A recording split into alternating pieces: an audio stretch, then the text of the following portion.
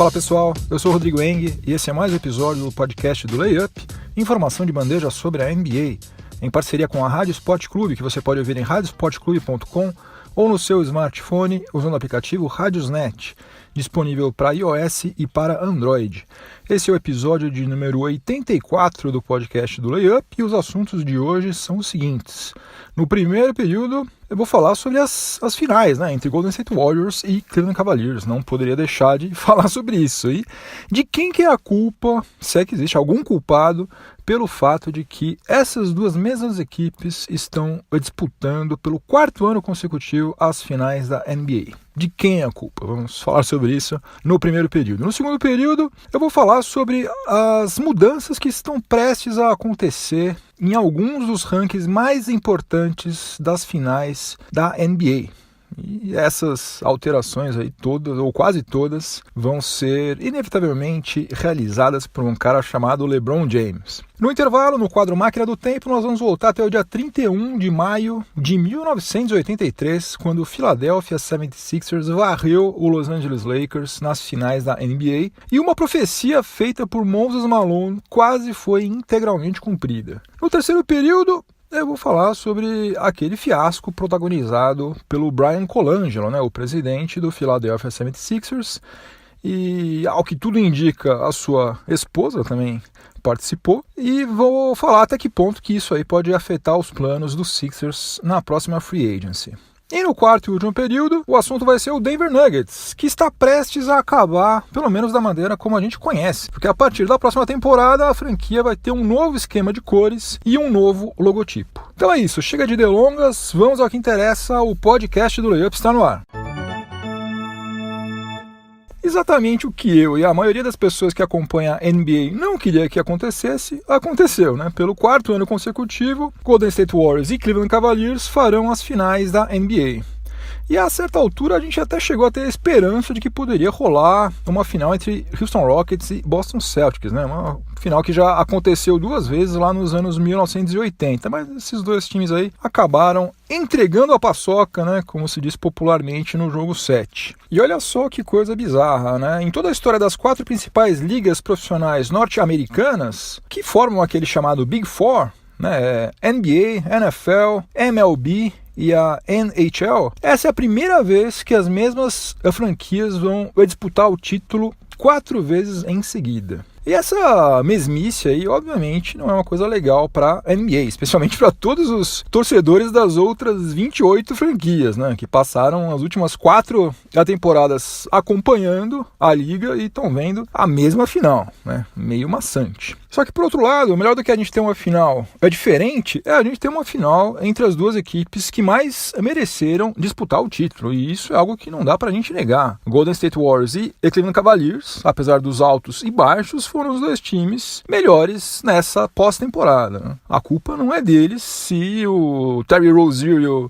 Trevor Ariza queimaram 300 ataques chutando umas bolas de 3 pontos malucos no jogo 7.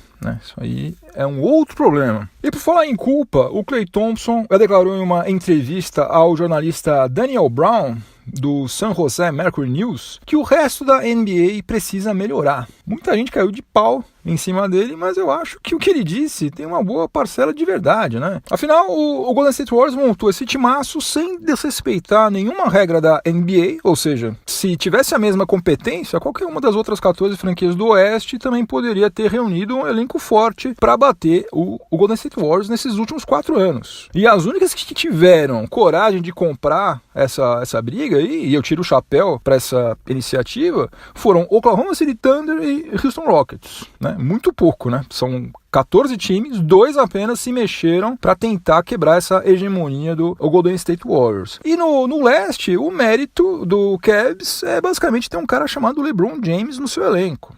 Ele pode se tornar um free agent dentro de algumas semanas, e daí cabe às outras franquias se mexerem para tentar contratá-lo, Vai atrás dele, faz uma proposta, se vira, se mexe, em vez de ficar chorando pelos cantos, tenta fazer alguma coisa, porque na Conferência Leste já está provado que o time que tem o LeBron James vai para as finais. Isso aí faz 8 anos seguidos que acontece isso. ano que vem, se ele continuar na Conferência Leste, obviamente há grandes chances de que ele esteja novamente nas finais, independentemente de qual seja o time. Se ele sair do Cavs e for pro Heat, grandes chances de que o Heat esteja de novo disputando finais. Se ele resolver ir pro Sixers, grandes chances de que o Sixers esteja lá. Se ele for para o Brooklyn Nets, grandes chances de que o Nets esteja voltando para as finais. Agora, alguém precisa ir atrás dele, né? Porque se tudo continuar do jeito que está, vai ser esse marasmo, essa mesmice aí durante mais alguns pares de anos até ele finalmente começar a não conseguir render o que ele tem rendido, né? Porque é impressionante, ele continua envelhecendo e ficando cada vez melhor. Em vez de piorar, ele está melhorando. Então, sabe-se lá quando que a decadência dele vai começar. Nada leva a crer que vai ser muito cedo, não. Ele deve ter mais uns 2 ou 3 anos em altíssimo nível ainda. Então, mexam-se. Pessoal aí da Conferência Leste, se mexa. No segundo período do podcast do Layup, em parceria com a Rádio Sport Clube, eu vou falar sobre os principais rankings relacionados às finais da NBA que estão prestes a serem alterados. Antes disso, eu vou deixar aqui o meu palpite para as finais, né? Se ninguém se machucar e aquele vexame lá de 2016 tiver ensinado alguma coisa, eu acho que o Golden State Warriors vai ser campeão em 5 jogos, deixando o San Antonio Spurs para trás e empatando com o Chicago Bulls em números de títulos da NBA. Eu não acredito que vá rolar uma varrida, não. Acho que LeBron James vai dar um jeito de vencer pelo menos um jogo lá em Ohio. Mas vamos ao que está prestes a mudar nos rankings das finais. E sim, como vocês já devem estar imaginando, essas mudanças aí só vão acontecer graças a ele mesmo, a LeBron James, né? Para isso, eu estou considerando que ele vai disputar no mínimo 4 jogos, né? Ou seja, que ele não vai se machucar.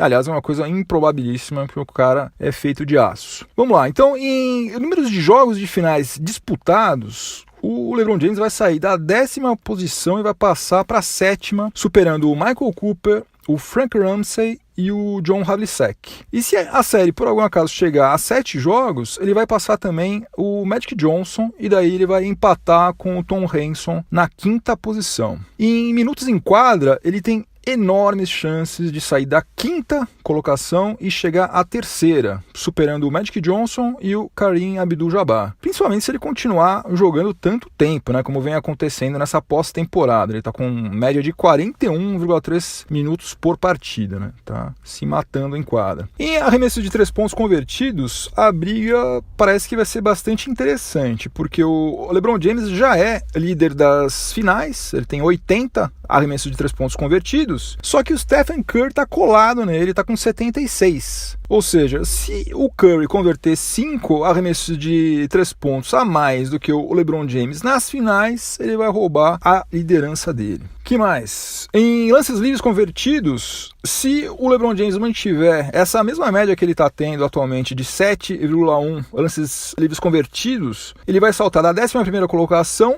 para a 7ª colocação. E se por acaso a série chegar a 7 jogos, ou ele melhorar o aproveitamento dele, ele não está bem nos lances livres, daí muito provavelmente ele vai conseguir superar o Michael Jordan e o George Mikan, e daí pode assumir a 5ª posição no ranking. Em rebotes, LeBron James inevitavelmente vai superar o Tom Henson e tem boas chances de também passar o Kareem Abdul-Jabbar. Se isso acontecer, ele vai pular da 6ª colocação para a 4ª. Agora, esse aí é um dos poucos rankings que tanto ele quanto qualquer outro jogador não tem a menor condição de algum dia assumir a liderança, que pertence ao Bill Russell, que tem absurdos 1.718 rebotes em partidas de finais. Só para você ter uma ideia, LeBron James hoje, aos 33 anos de idade, tem 456. Não tem nenhum terço dos rebotes que Bill Russell, que é o cara que tem 11 títulos da NBA, tem uma quilometragem em finais gigantesca, conseguiu pegar, né? 1.718 rebotes apenas em finais. Tem jogador que não tem isso aí na temporada regular e já está na liga há um tempão. Vamos em diante aqui. Se LeBron James fizer pelo menos um bloqueio por partida, que ele tem feito, ele vai sair da 10ª posição e vai empatar com o Kevin McHale na 6ª colocação desse ranking. Um ranking também que ele tem grandes chances de se tornar o número 1, superando o Magic Johnson, é um ranking não muito legal, é o ranking de turnovers. Magic Johnson tem 190 turnovers em partidas de finais e o LeBron James está com 176 e está com média de 4,1 turnovers por partida nessa pós-temporada, né? Afinal de contas, a bola passa pela mão dele em praticamente todos os ataques do Cavs. E o último aqui, que talvez seja o ranking mais significativo das finais, é o de pontos marcados. E também será alterado pelo LeBron James. Ele certamente vai passar o Kareem Abdul-Jabbar e vai assumir a segunda colocação, ficando atrás apenas de Jerry West. Daí, para passar Jerry West, daí também o LeBron James vai ter que chegar em muitas outras finais, porque também tem uma distância gigantesca entre ele e o Jerry West. Mas, como vocês estão vendo aí, ele está frequentando praticamente todos os principais rankings das finais da NBA. Realmente, o camarada é um monstro.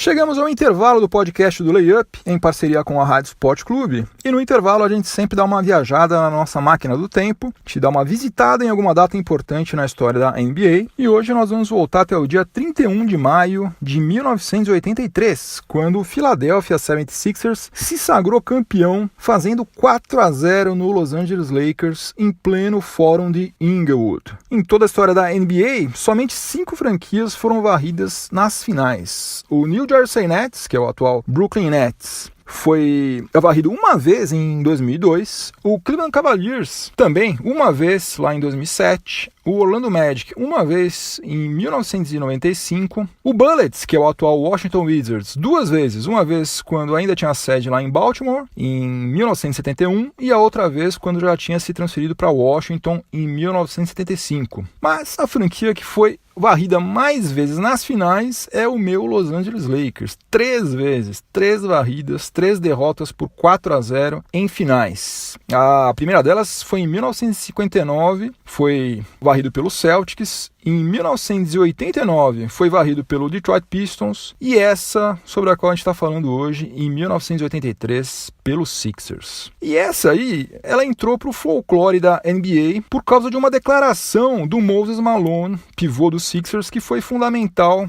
para o título naquele ano. Malone foi simplesmente o MVP da temporada regular e também foi o MVP das finais. Naquela época, os 2 primeiros colocados de cada conferência só entravam nos playoffs nas semifinais. E foi exatamente isso que aconteceu com os Sixers, que tinha feito a melhor campanha do leste, e aliás de toda a NBA, tinha 65 vitórias e 17 derrotas. E daí, numa entrevista, antes do Sixers começar a sua jornada rumo ao título, perguntaram para o Moses Malone como que ele achava que seria o desempenho da sua equipe nos playoffs. Ele respondeu simplesmente o seguinte: "Four, four, four", ou seja, 4-4-4 num sotaque carregado, né? Ou seja, 4-4-4, varrida. Nós vamos varrer todo mundo, vamos passar o carro em cima de todo mundo que tiver na nossa frente, né? Basicamente foi isso que ele disse. E essa profecia dele aí só não foi integralmente cumprida porque nas finais do leste o Sixers acabou perdendo uma partida por apenas 6 pontos de diferença para o Milwaukee Bucks, que aliás tinha um timaço na primeira metade dos anos 1980. A campanha dos Sixers foi a seguinte: varreu o Knicks nas semifinais, fez 4-1 no Bucks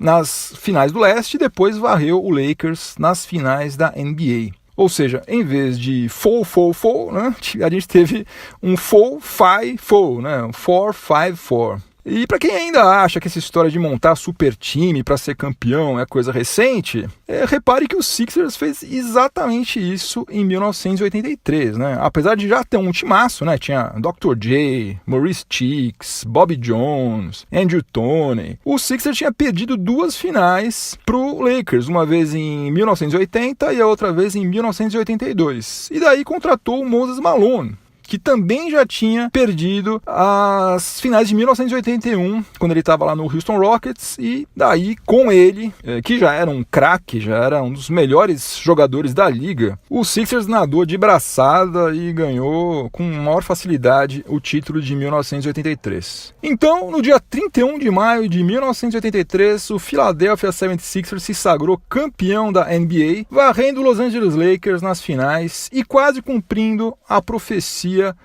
de Moses Malone. não rolou, mas rolou um fo-fi-fo.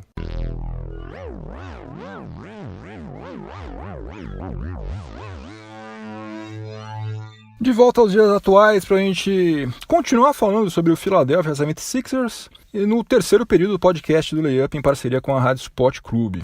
Mas dessa vez não é para falar uma coisa legal, não. Pelo contrário. Uma matéria publicada no site The Ringer escancarou um outro fiasco de uma personalidade da NBA no Twitter. O mais famoso de todos até então, se vocês se lembram bem, tinha sido o do Kevin Durant, né, que usava uma conta secundária para se defender e para falar mal do Thunder e até de alguns dos seus ex-companheiros de equipe. Né, um negócio simplesmente patético. Mas esse aí que foi revelado pelo The Ringer tem potencial para fazer um estrago muito maior. Uma pessoa que se manteve em anonimato entrou em contato com o site e revelou vários indícios fortíssimos de que pelo menos 5 perfis no Twitter estavam sendo usados por Bryan Colangelo, presidente do Philadelphia 76ers, para elogiar a si mesmo, atacar vários dos seus desafetos, né, dos seus inimigos pessoais, incluindo alguns bem antigos, né, mostrando que o cara tem uma mágoa tremenda, né, desde a época em que ele trabalhou lá no Toronto Raptors, que já faz bastante tempo isso, e outras coisas piores ainda. Ele usava essas contas aí para criticar os jogadores do próprio Sixers, como Nerlens Noel, Jahlil Okafor, Markelle Fultz e até o Joel Embiid.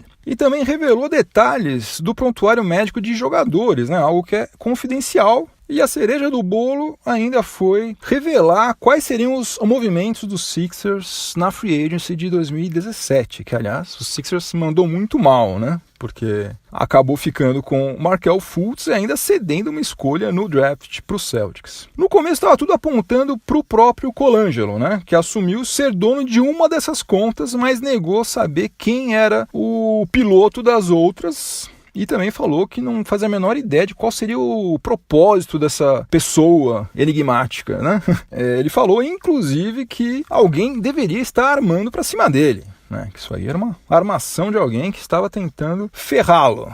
Só que nesse mundo tecnológico que a gente vive, né? As mentiras têm pernas ainda mais curtas do que elas já tinham no passado. Aliás, isso me lembra que no meu time do Pinheiros, nos anos 80, acho que foi em 88, 89, tinha um cara cujo apelido era Truth. Muito antes de Paul Pierce, hein, gente? Muito antes dele. Por quê? Justamente porque mentira tem perna curta. E o Truth tinha as pernas gigantes. O cara era um monstro. Mas, voltando a falar aqui sobre o Bryan Colangelo. Sabe quando você esquece a sua senha e daí você clica naquele link para tentar recuperá-la? Pois bem, alguém fez isso e com todas as contas, usou desse artifício aí com as contas, clicou ali, é claro que a conta não era dele, ele clicou somente para ver o que ia acontecer, e todas as contas indicavam que uma nova senha tinha sido enviada para um telefone cujo final é 91. Todas essas contas aí estavam associadas a um número de telefone celular cujo final era 91. Agora adivinha quem tem um telefone com este final? Uma senhora chamada Bárbara Bottini, que, pasmem, ela é esposa do Bryan Colangelo. Nossa senhora, que lambança fenomenal.